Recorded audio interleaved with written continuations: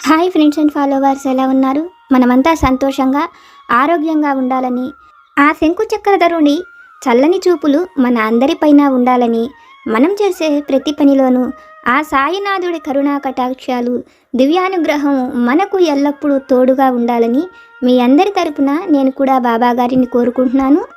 Friends, మన channel ఎవరైనా first time చూస్తుంటే సబ్స్క్రైబ్ చేసుకొని ఒక లైక్ ఇవ్వండి. దానివలన మన సాయినాథుని వీడియోస్ సమస్యల్లో ఉన్న మరికొంతమంది సాయి బంధువులకు చేరతాయి. బాబాగారు మనతో చెప్పే ఆ దివ్య వాక్కులను వినటం వలన బాబాగారి దివ్య అనుగ్రహంతో పాటు మనసుకు సంతోషము, మనం కోరుకున్నవి నెరవేరతాయి అనే ఆనందంతో పాటు బాబాగారు మన కష్టకాలంలో మనతో పాటే ఉన్నారు అనే నమ్మకం కూడా కలుగుతుంది. ఆ సాయి తండ్రి దివ్య అనుగ్రహంతో మన జీవితంలో మనం కోరుకున్న వాటి అన్నిటినీ కూడా బాబాగారు తప్పకుండా మనకు అనుగ్రహిస్తారు. ఇప్పుడు మనం కోరుకున్న వాటిని అన్నిటినీ కూడా మనల్ని అనుగ్రహించి ఆశీర్వదించి బాబాగారే మనకు అందించాలి అని మీ అందరి తరపున మనస్ఫూర్తిగా ఆ సాయినాథుడి పాదాలనంటి కోరుకుంటున్నాను. ఈరోజు బాబాగారు ఒక చక్కని సందేశాన్ని మనకు తెలియజేస్తున్నారు. తల్లి, నీ చుట్టూ ఉండే సమస్యలను చక్కదిద్దుకునే ఒక సలహా నీకు చెప్పబోతున్నాను. శ్రద్ధగా విను. బిడ్డ, నీ ఆనందాన్ని ఎప్పుడూ పోగొట్టుకోకు. నీ మనస్సును విరక్తి వైపు వెళ్ళనీయకు. నీకు నిజమైన ఆనందాన్ని, సంతోషాన్ని నేను తప్పకుండా అనుగ్రహిస్తాను. ముఖ్యంగా నువ్వు గుర్తుపెట్టుకోవలసిన ఒక మంచి మాటను నీకు చెప్పబోతున్నాను. నీ పనులు నువ్వు చేసే విషయంలో అలసత్వం ప్రదర్శించకు. నీ పనిని నీకు ఆదేశంగా, సందేశంగా భావించుకో. చాలా త్వరలో నీకు ఆనందం కలిగే మాటలు నీ కుటుంబంలో నువ్వు వినబోతున్నావు. బిడ్డ, నమ్మకంతో పనిచేస్తున్నన్ని రోజులు నేను నీతోనే ఉన్నానని గుర్తుంచు. నీకు ఏవి కావాలో అవన్నీ నేనే సమకూరుస్తాను. నీకు ఎలా సంతోషం కలుగుతుందో ఆ పనులే నేను నీ ముందుకు తీసుకురాబోతున్నాను. జాగ్రత్తగా ఆలోచించు బిడ్డ. నీకు కలిగిన ప్రతి అవకాశాన్ని సద్వినియోగం చేసుకో. నేను నీ బంగారు జీవితానికి బాటలు వేస్తున్నాను. నీకోసం నేను రాజయోగం వంటి జీవితాన్ని రాసి ఉంచాను. అయితే తల్లి, ఇప్పుడు ఉన్న ఈ పరిస్థితులను చూసి నువ్వు జీవితం పైన విసుగు చెందకు. విరక్తిని విడిచిపెట్టు. నీ బాధ్యతలను నువ్వు చక్కగా నెరవేర్చేందుకు గాను నేను నీ చెయ్యి పట్టుకొని మరి నేను నిన్ను ముందుకు నడిపిస్తూ బంగారం వంటి కుటుంబాన్ని, నువ్వు కోరుకునే మంచి జీవితంలోకి నేను నిన్ను నడిపిస్తాను. సత్యం వైపు నేను నిన్ను తీసుకువెళతాను.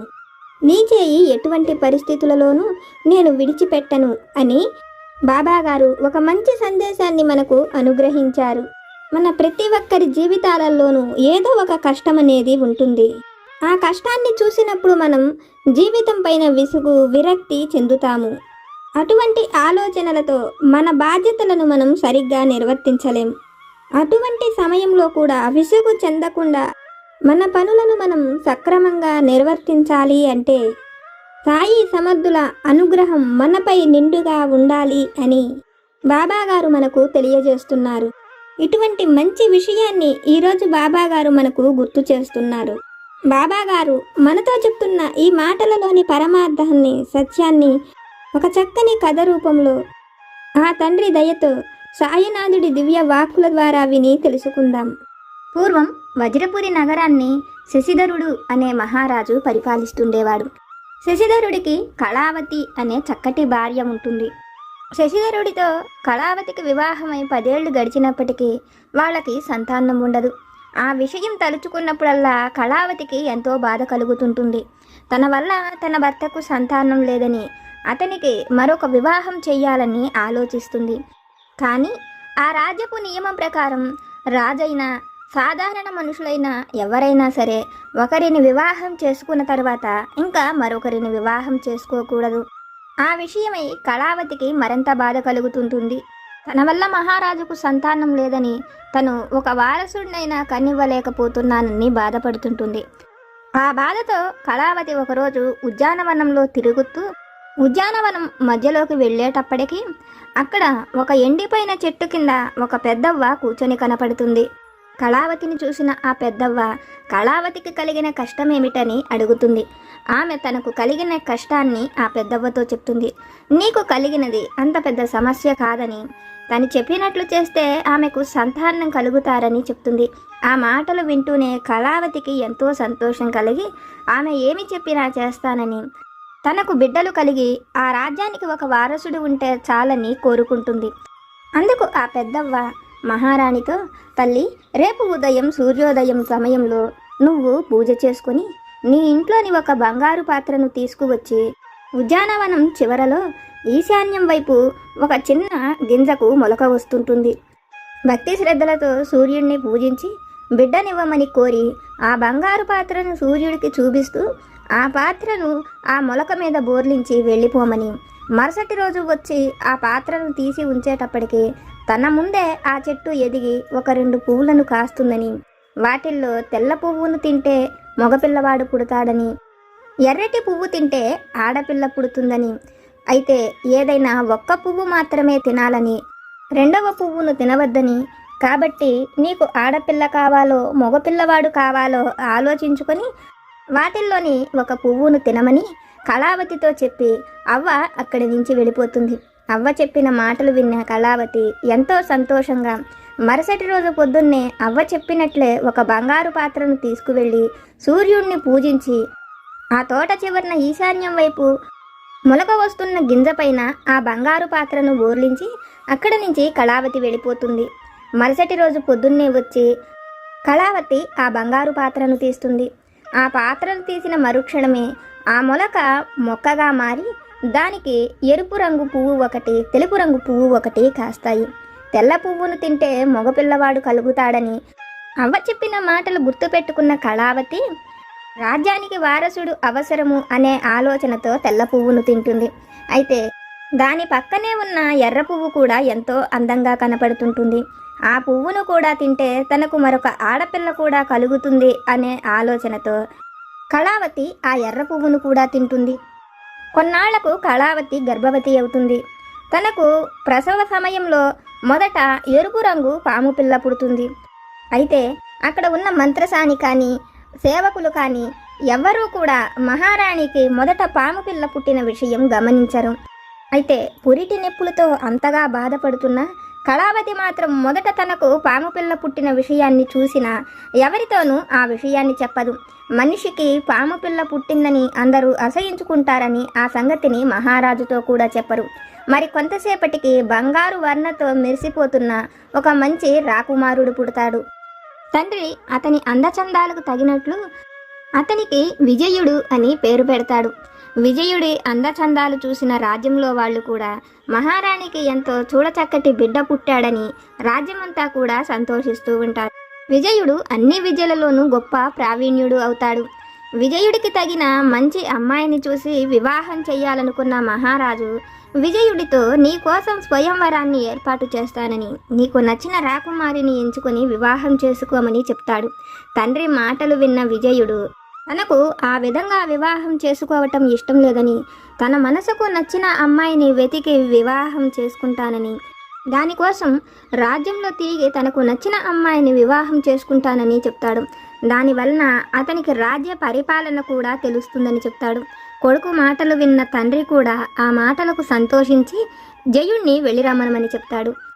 జయుడు తన గుర్రాన్ని తీసుకుని అతను అడవి మార్గంగా మారు వేషంలో వెళుతుంటాడు. జయుడు నగరాన్ని దాటుతున్న సమయంలో అతనికి ఎదురుగా ఒక పెద్ద సర్పము వచ్చి జయుడితో, నాకంటే నువ్వు ముందెలా వివాహం చేసుకుంటావు? నీ అన్ననైన నేను నీకంటే ముందు పుట్టినవాడిని, నాకు వివాహం అవ్వకుండా నువ్వెలా వివాహం చేసుకుంటావని ఆ ఎర్రటి సర్పము అతనితో మాట్లాడుతుంది. సర్పము మాట్లాడటమేమిటా అని ఆశ్చర్యపోతున్న జయుడు, నాకంటే ముందు ఈ సర్పము నా తల్లికి ఎప్పుడు పుట్టిందని ఆలోచిస్తుంటాడు. ఈ విషయమై సర్పాన్ని అడిగినప్పుడు, నేను చెప్పిన మాటలు అబద్ధం కాదు, కావాలంటే నువ్వే వెళ్ళి మన తల్లి అయిన కళావతిని అడగమని చెప్తాడు. సర్పం చెప్పిన మాటలు విన్న జయుడు ఆ విషయాన్ని తండ్రి దగ్గరకు వెళ్ళి చెప్తాడు. తండ్రితో జయుడు మాట్లాడుతున్న అన్ని విషయాలను తల్లి కూడా వింటుంది.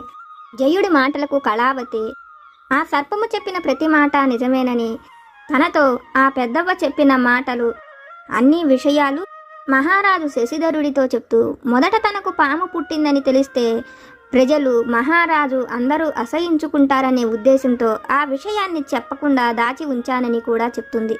అందుకు మహారాజు మనిషికి పాము పుట్టడం ఏమిటా అని ఆలోచించి, ఏదైనా విధిలో ఉంటేనే కదా జరిగేది, మన చేతుల్లో ఏమీ లేదని అనుకున్న మహారాజు ఆ సర్పం రూపంలో ఉంది కూడా తన బిడ్డే కాబట్టి అతడికి వివాహం చేసిన తరువాత జయుడికి వివాహం చెయ్యాలని నిర్ణయించుకొని ఒక చక్కటి రాకుమార్తెను చూసి ఆమెకు సర్పముతో జరిగే వివాహం గురించి చెప్తాడు.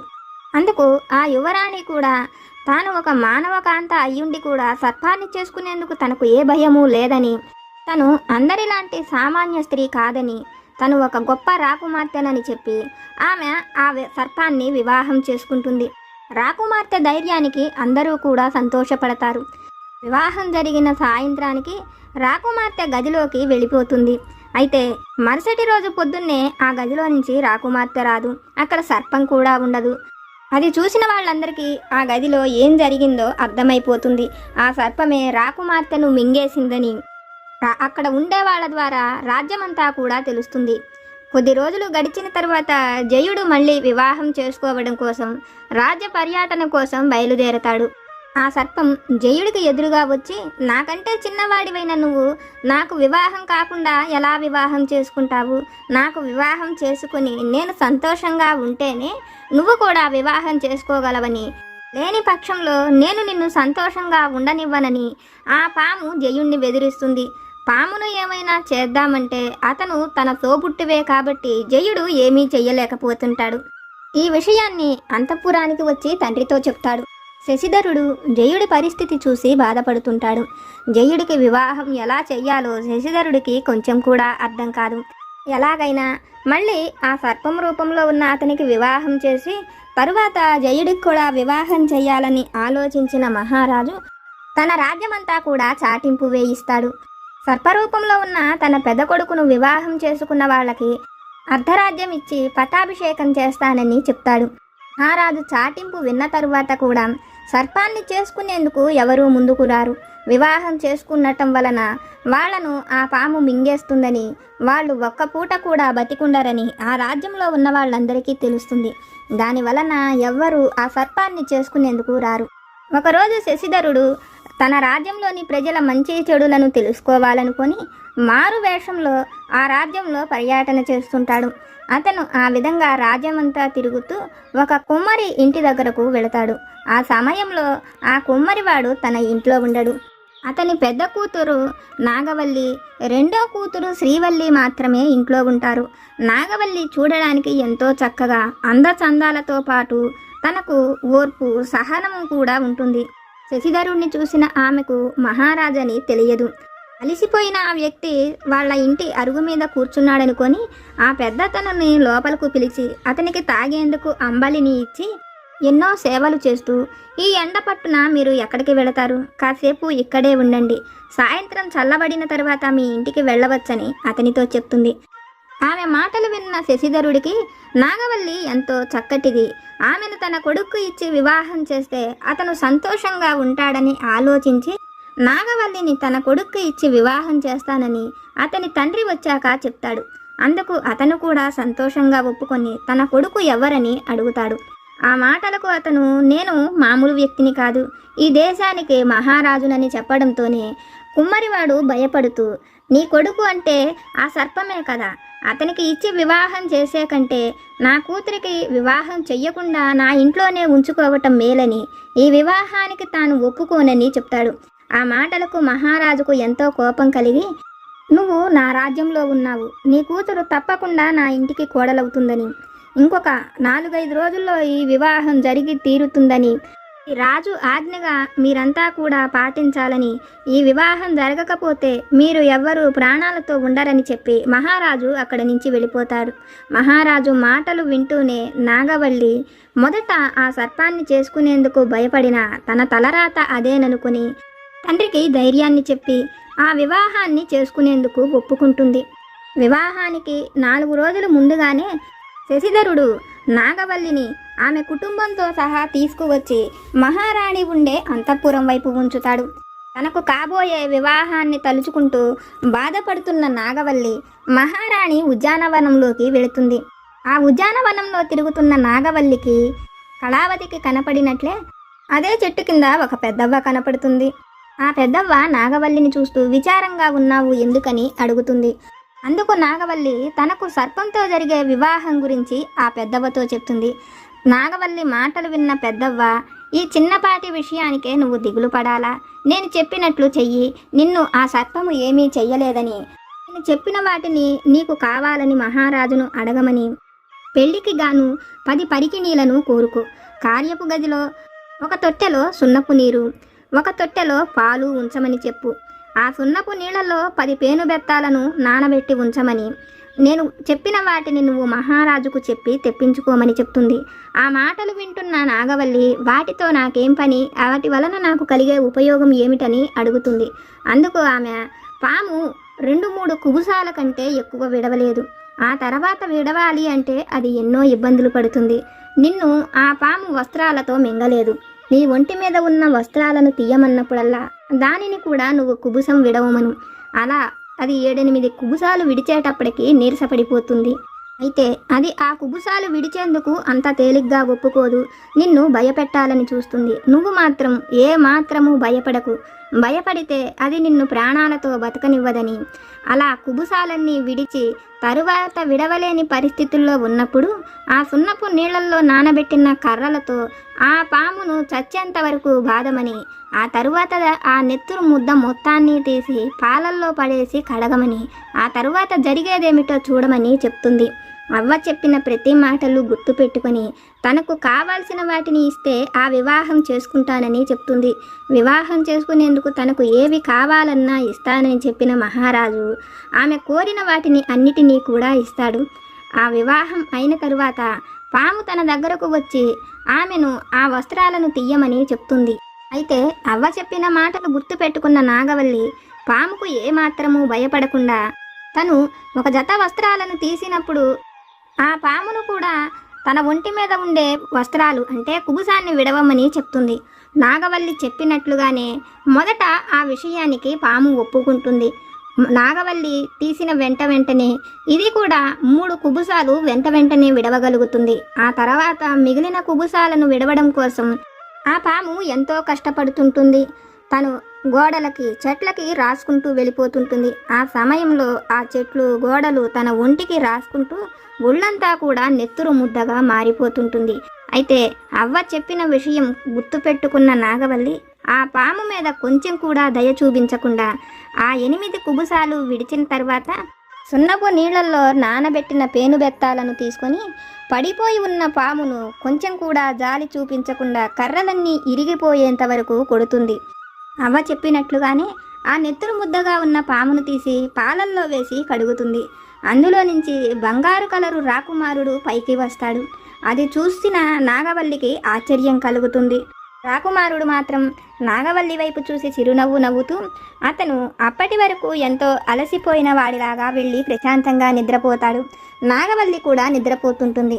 అయితే ఈ విషయాలు ఏవీ తెలియని శశిధరుడు నాగవల్లి చనిపోయి ఉండవచ్చని ఆమె గదిలో పెట్టించిన ఆ వస్తువులన్నిటినీ తీయించేందుకు అక్కడికి వచ్చి తలుపు తీస్తాడు. అక్కడే పడుకొని నిద్రిస్తున్న నాగవల్లి రాకుమారుణ్ణి చూసి ఆశ్చర్యపోతాడు. ఎందుకంటే అతను అచ్చం జయుడులాగానే ఉంటాడు. మొదట అతన్ని చూసి జయుడనుకున్నా అక్కడికి జయుడు కూడా వచ్చి ఉండటంతో అతను జయుడు కాదని మొదట పాము రూపంలో ఉన్న తన పెద్ద కొడుకని తెలుసుకుని జరిగిన అన్ని విషయాలను నాగవల్లి ద్వారా తెలుసుకున్న మహారాజుకు మహారాణి 2 పుష్పాలను ఒకేసారి తినటం వలన అతనికి ఆ పాము రూపం వచ్చిందని, అయితే అతనికి కలిగిన ఆ శాపం నాగవల్లి వలనే పోయిందని మహారాజు సంతోషిస్తుంటాడు. మహారాజు 2వ కొడుకైన జయుడు నాగవల్లి చెల్లెలు శ్రీవల్లిని వివాహం చేసుకుంటానని తండ్రితో చెప్తాడు. ఆ మాటలు వింటున్న శశిధరుడు జయుడితో, నువ్వు కోరుకుంటే గొప్ప గొప్ప రాకుమార్తెలే నీకు భార్యగా వచ్చేందుకు సిద్ధంగా ఉన్నారు.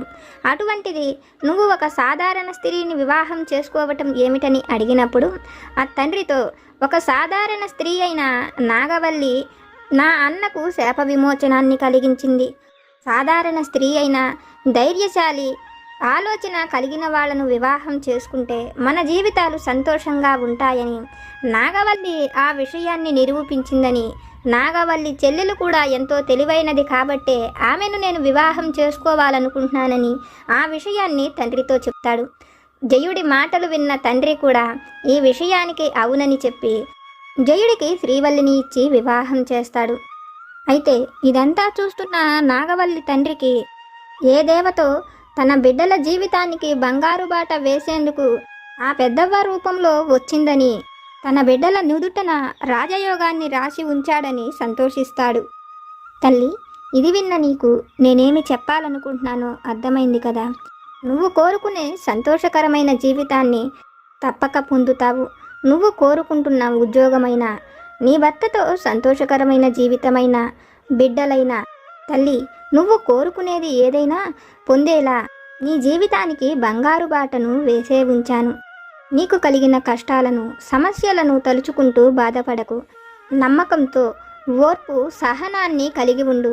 సంతోషకరమైన జీవితాన్ని పొందుతావు అని మన సాయి సమర్థులు ఒక చక్కని సందేశాన్ని మనకు తెలియజేస్తున్నారు. ఫ్రెండ్స్, బాబాగారు మనల్ని అనుగ్రహించి చెప్పిన ఈ దివ్య వాక్కులను విన్నారు కదా. ఎప్పుడూ కూడా మనకు ఉండే సమస్యల్ని తలుచుకుంటూ బాధపడుతూ మనం ఉండకూడదని, మనం కోరుకున్న సంతోషకరమైన జీవితాన్ని తప్పక పొందుతామని ఈరోజైతే బాబాగారు మనతో చెప్తున్నారు. బాబాగారు మనకు చెప్పిన ఈ విషయాలు కనుక మీకు నచ్చితే లైక్ చేయండి, షేర్ చేయండి. మీకేమైనా సమస్యలు కనుక ఉంటే వాటిని నాకు కామెంట్ సెక్షన్లో పెట్టండి. నేను పూజ చేసుకునేటప్పుడు మనందరి సమస్యలు తీరాలని, మనందరి కోరికలు నెరవేరాలని మీ అందరి తరపున నేను కూడా బాబాగారిని కోరుకుంటాను. నాకు తెలిసిన పరిష్కారాలను కూడా చెప్తాను. జై సమర్థ సద్గురు సాయినాథ్ మహారాజ్కి జై.